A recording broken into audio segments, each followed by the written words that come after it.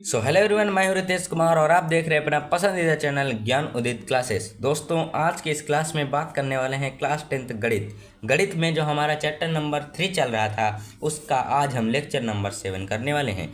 यदि आपने lecture number 7 से पहले जो लेक्चर हो चुके हैं यदि उनको नहीं देखे हैं तो आप इसी वीडियो की डिस्क्रिप्शन बॉक्स को चेक करके उन वीडियोज़ को देख सकते हैं। ठीक, तो आज के इस क्लास में बात करेंगे प्रतिस्थापन विधि। इससे पहले की क्लासों में हमने जाना है कि ग्राफी विधि क्या होता है। ठीक है, तो आज हम नया टॉपिक पढ़ेंगे, प्रतिस्थापन विधि क्या होती है। इसी से बेस्ड ये जो प्रश्नावली है, इस प्रश्नावली के कुछ क्वेश्चन आज की इसी क्लास में हम करने वाले हैं। तो आशा करते हैं आपको क्लास का ओवरव्यू अच्छे तरीके से क्लियर हो गया होगा। तो आइए अब हम स्टार्ट करते हैं अपनी क्लास को।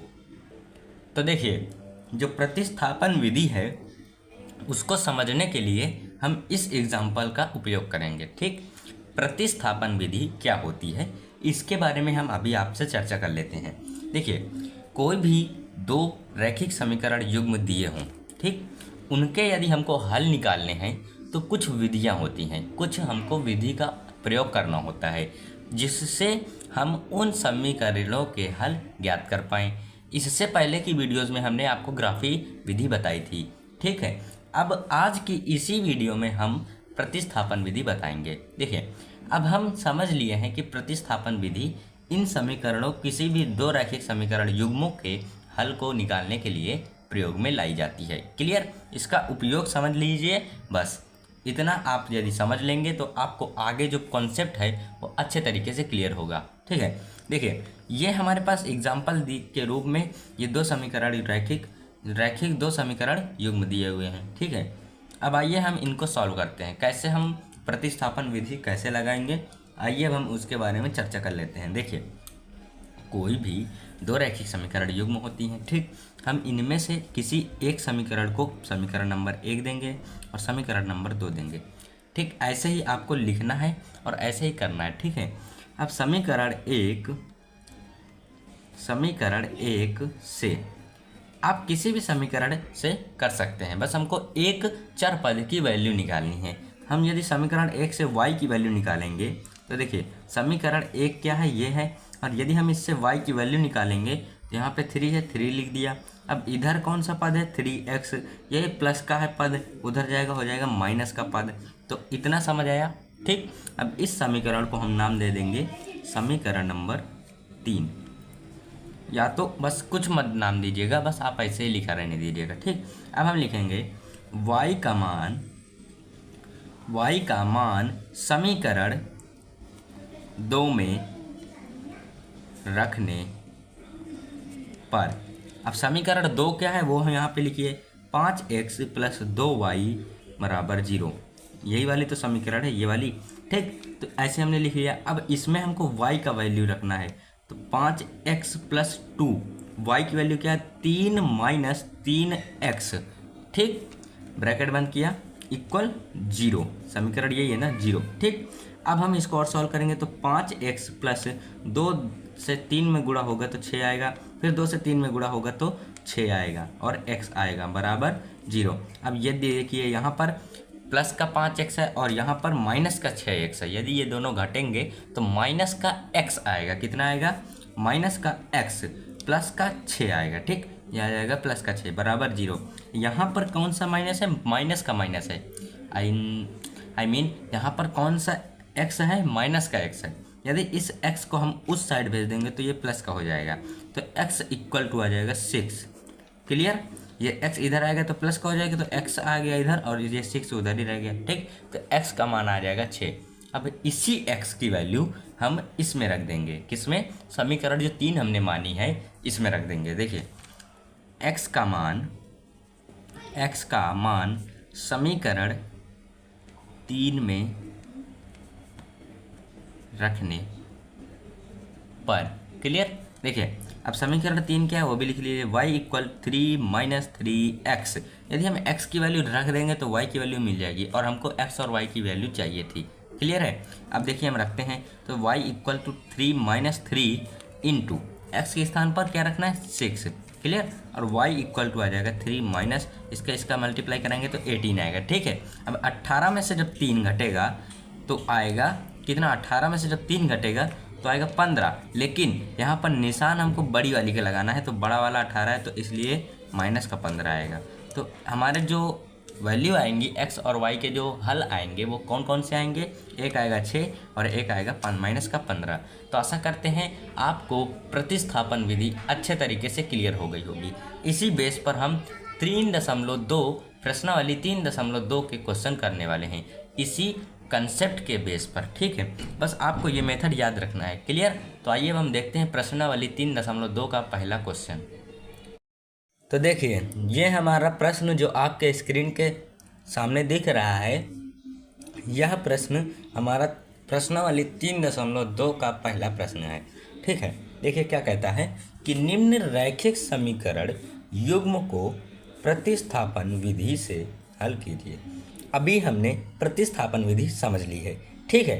अब उसी प्रतिस्थापन विधि के बेस पर हमको इस क्वेश्चन को सॉल्व करना है, ठीक। अभी हमने आपको सॉल्व कराया है, तो कैसे कराया है देखिए। हमने बोला कि समीकरण को समीकरण 1 बोल दीजिए, समीकरण 2, ठीक, मानना पड़ेगा, ओके। अब हम किसी भी एक समीकरण से एक चर पद की वैल्यू निकाल लेंगे। जैसे हम इस समीकरण से x की वैल्यू निकालते हैं।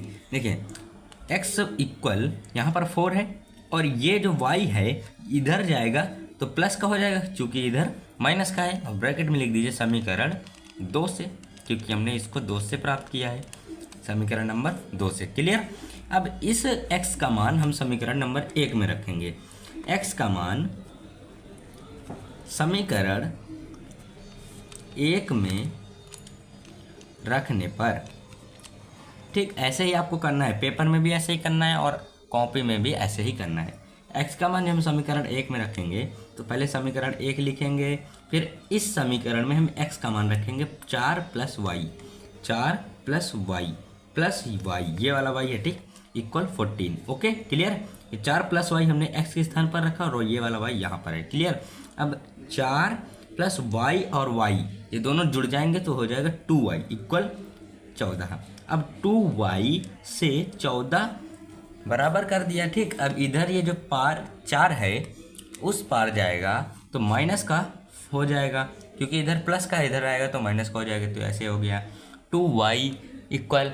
अब यहाँ से जब 4 घटेगा तो आएगा कितना, 10। अब 10 में से जब यहाँ देखिए, ध्यान से देखिए 10, अब यहाँ पर ये 2 है, ये इस y से गुणनफल में है, जब इधर आएगा तो डिवाइड में आएगा, तो अपॉन 2। यदि हम इसको सॉल्व करेंगे तो आएगा 5, मतलब y की वैल्यू आ जाएगी हमारे पास 5। कितना आ जाएगी, y की वैल्यू आ जाएगी 5। इसको हम नोट करके रख लेंगे, क्लियर। अब हम इसी y की वैल्यू को हम समीकरण इसमें रख देंगे, किसमें, x के मान में। जैसे समीकरण किसी में भी रख दीजिए। देखिए x की वैल्यू हमने निकाली है इस समीकरण से, तो अब हम इस y की वैल्यू हम इस समीकरण में रख देंगे, क्लियर। देखिए रखते हैं, y का मान समीकरण 2 में रखने पर, ठीक, समीकरण 2 क्या है, x - y इक्वल 4, y के स्थान पर क्या रखना है 5, x - 5 इक्वल 4।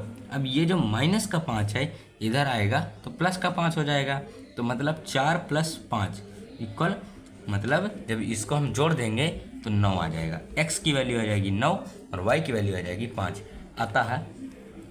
और लास्ट में लिखते हैं x तथा y के मान क्रमशः, पहले क्या है हमने x लिखा है फिर y, तो पहले x का मान लिखेंगे 9 हुआ, y का क्या है 5 है। इस तरीके से आप अपना क्वेश्चन सॉल्व करिएगा, क्लियर। विजुअल नहीं था, अब विजुअल है, क्लियर है। चलिए, आशा करते हैं आपको यह क्वेश्चन बेहतरीन तरीके से समझ आया होगा। अब हम इसी क्वेश्चन के जो नेक्स्ट पार्ट है, क्वेश्चन नंबर 2, क्वेश्चन नंबर 1 का यह पहला पार्ट है, अब हम इसी का सेकंड पार्ट करने वाले हैं। तो आइए देखते हैं हम सेकंड पार्ट। तो देखिए ये हमारा है दूसरा प्रश्न, s - t इक्वल 3, ये हमारी समीकरण 1 बन जाएगी। s/3 + t/2 इक्वल टू 6, ठीक, ये हमारी समीकरण नंबर 2 बनेगी। लेकिन इसको बनाने से पहले हम समीकरण नंबर 2 इसको और सॉल्व करेंगे। देखिए यदि हम ये इनका और इनका एलसीएम लेंगे तो आएगा 6, 3 2 जा 6 मतलब 2 मल्टीप्लाई एस 2s प्लस 2 3 जा 6 3 का मल्टीप्लाई हम t से करा देंगे तो 3t मतलब इसका इससे और इसका इससे और इन दोनों का आपस में, ठीक, इक्वल 6 2s प्लस 3t। अब ये वाला इधर जाके मल्टीप्लाई हो जाएगा तो इधर आएगा 36। अब ये हमारी हो जाएगी समीकरण नंबर 2। समझ आया? ठीक है।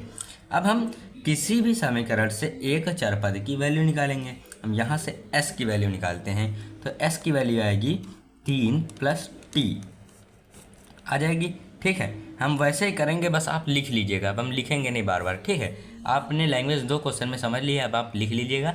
अब हम ऐसे आपको डायरेक्ट करके बताते हैं क्योंकि वीडियो लंबी हो जाएगी उस तरीके में, ठीक है। s की वैल्यू हमने निकाल ली ये। अब इस s की वैल्यू हम इस समीकरण में रखने वाले हैं तो 3 प्लस t, यहाँ पे हम रखेंगे 3 प्लस t, लिखेंगे s का मान समीकरण नंबर 2 में रखने पर यहाँ पर लिखेंगे, तब जाके आप ये वाली लाइन करेंगे, ठीक है। करा, फिर प्लस 3t इक्वल 36, ठीक है। अब 2 का मल्टीप्लाई इसमें होगा तो 6 आएगा, फिर इसका मल्टीप्लाई इसमें होगा तो 2t आएगा, प्लस इधर हमारे पास 3t ऑलरेडी है, इधर हो जाएगा 36।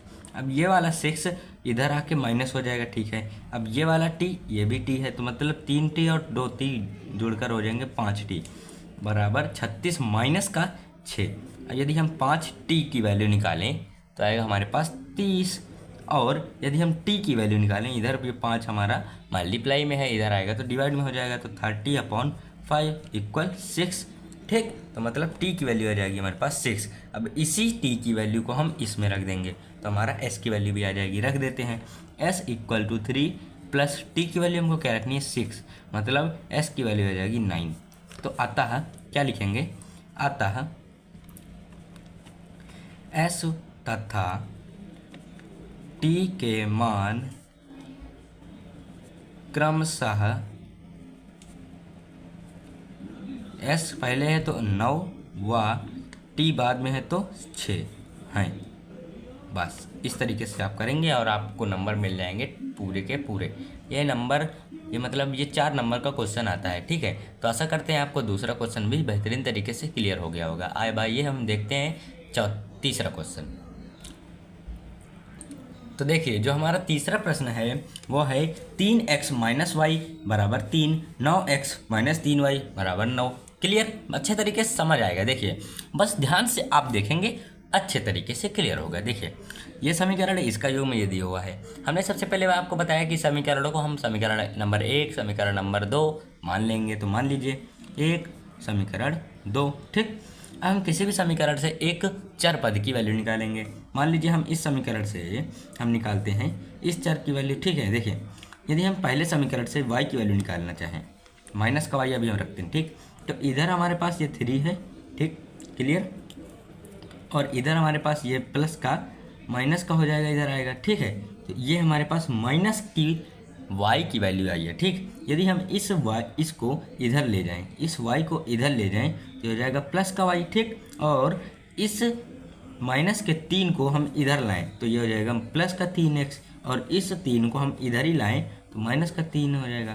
तो y की वैल्यू आ जाएगी 3x माइनस 3। क्लियर? अब इस y की वैल्यू हम दूसरे समीकरण में रख देंगे। दूसरी समीकरण क्या है, ये है, ठीक। 3 y के स्थान पर रखेंगे 3x माइनस 3, ठीक, इक्वल 9। अब इसको और सॉल्व करेंगे तो ये आ जाएगा। अब देखिए 3 त्रिकन्नम 9x, यहाँ पर ये माइनस का 3 है और ये भी माइनस का 3 है, तो माइनस और माइनस होगा प्लस, तो प्लस का निशान लगाइए। 3 त्रिकन्नम 9 इक्वल 9, हर जगह 9 9 है, हर जगह 9 9 है। यहाँ से ये ख़त्म, इधर बचेगा 0, तो 9x माइनस 9x, तो ये भी ख़त्म हो जाएगा, है ना। समझ आ रहा है? 9x से 9x ख़त्म, 0 बचा, तो मतलब 0 और 0 0 0 बराबर आ जाएंगे। मतलब इस समीकरण में हल निकालना असंभव है। बता देंगे कि इस समीकरण के कोई हल नहीं है। क्लियर? ठीक, समझ गए। अब हम देखते हैं चौथी समीकरण के युग्म और उनको सॉल्व करते हैं, ठीक। तो एक बात और समझ लीजिए इस क्वेश्चन में, अभी हमने बताया कि इस समीकरण के कोई हल नहीं है, लेकिन इस समीकरण के अनंत हल हैं। यदि हम देखें तो कोई हल नहीं, ये हमने गलत बता दिया था, सॉरी इसके लिए, ठीक है। तो इस समीकरण के बहुत सारे हल हैं। कैसे? देखिए, ये 3/9 यदि हम इसको सॉल्व करेंगे तो 1/3 आएगा, इक्वल 1/3 आ जाएगा यहाँ से भी और यहाँ से भी 1/3। जब ये वाली समीकरण बनती है, ये वाला हमारा जो कंडीशन बन जाती है, तो अनेक हल आते हैं। अनेक हल मतलब संपाती रेखाएं आती हैं और संगत हल देते हैं। तो इस हिसाब से यहाँ पर अनेक हल होंगे। तो अतः लिख देंगे, अतः दिए गए समीकरण युग्म के हल अनेक होंगे। ठीक, इस तरीके से लिख के आप इस क्वेश्चन को सॉल्व कर लीजिएगा। अब हम बढ़ते हैं अपने चौथे क्वेश्चन की तरफ। तो देखिए, ये हमारे पास चौथा क्वेश्चन दिया हुआ है। इसमें थोड़ा दशमलव लगा के दे दिया, बस हमको दशमलव को नहीं देखना है, आराम से सॉल्व करना है। ठीक, कैसे करना है? देखिए, सबसे पहले हमको समीकरण माननी होती है, हमने मान ली, क्लियर। उसके बाद हमको क्या करना है? उसके बाद हमको करना है एक चर पद का मान निकालना है। तो समीकरण हम 1 से निकालते हैं x की वैल्यू। देखिए, x की वैल्यू जब हम निकालेंगे तो 1/3 में से ये इधर प्लस का है, उधर जाएगा माइनस का हो जाएगा, -0.3। ठीक, अपॉन यहाँ पे क्या होगा? y होगा। ठीक है, अब अपॉन में ये 0.2 आ जाएगा, क्योंकि यहाँ पर मल्टीप्लाई में था, इधर आ जाएगा डिवाइड में 0.2। तो ये वैल्यू हमको निकाल के आएगी x की, ये वैल्यू हमको निकल के आएगी x की। क्लियर है? थोड़ा लाइटिंग में प्रॉब्लम आ गई है, बट कोई बात नहीं, आप आराम से देखिए। यदि ना समझ आए तो कमेंट कर दीजिएगा, हम इस प्रश्न को अगली वीडियो में बताएंगे। ठीक है, तो क्या मैं कहता हूँ कि इस प्रश्न को हम अगली वीडियो में ही कंटिन्यू करते हैं। ठीक है, तो आशा करते हैं आपको आज की यह वीडियो पसंद आई होगी, क्योंकि लाइटिंग प्रॉब्लम पता नहीं कैसे क्या हो रहा है, बट हो जा रही है। कोई बात नहीं, इस वीडियो को हम अगले आने वाले लेक्चर में कंटिन्यू करने वाले हैं। इस क्वेश्चन को आगे आने वाले लेक्चर में हम कंटिन्यू करने वाले हैं। तो आशा करते हैं आपको आज का यह लेक्चर पसंद आया होगा। यदि पसंद आया है तो वीडियो को लाइक, और चैनल में नए हो तो चैनल को सब्सक्राइब जरूर कीजिएगा। हम मिलते हैं आपसे जल्दी नेक्स्ट क्लास में। तब तक के लिए बाय, जय हिंद, जय भारत।